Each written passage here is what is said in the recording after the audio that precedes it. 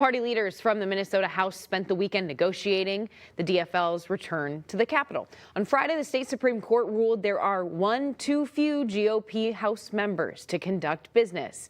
DFL members have stayed away from the Capitol, boycotting the session that started 2 weeks ago. Renee Cooper spoke to party leaders about when that might end as these negotiations continue tonight. Renee. Kirsten, the DFL has to return for business to begin as the Supreme Court ruling rendered all of the work done so far illegitimate. But neither party is budging in this power struggle after hours of negotiation this weekend, meaning we're headed into the third week of session with no answers on when work will officially begin in the House. Where do things stand in those negotiations as of now? Well, conversations are continuing, but really, we're here. Republicans have been trying to get to work, and we're expecting Democrats to show up for work. We are very hopeful that we can reach an agreement that will allow us all to be back in the Capitol. There's nothing our members want more than to be back there. As part of House DFL leadership, Representative Jamie Long says they're willing to gavel in under the current GOP majority and allow for the election of a Republican House Speaker.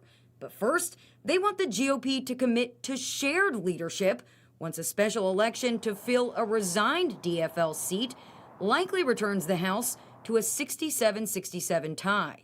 And frankly, it was the position that the House GOP took in November and December. They, at that point, had agreed to co-speakerships. When we were talking about coming in at the beginning of session, needing to elect a co-speakership because of a potential deadlock, we're no longer in that situation. That's House Majority Leader Designate Harry Niska. So the GOP plans to retain the speakership.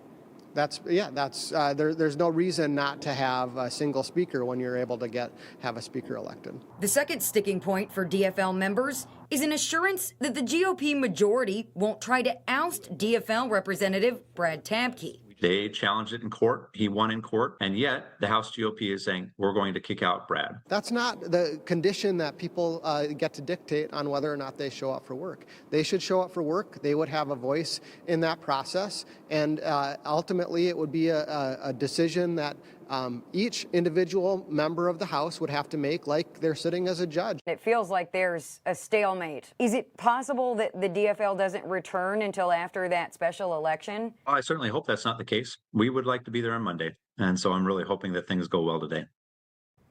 Now, that special election is expected around mid-March, and all session business has to be wrapped up in May by state law. Now, I asked both parties if they're willing to concede anything we talked about in the interest of time.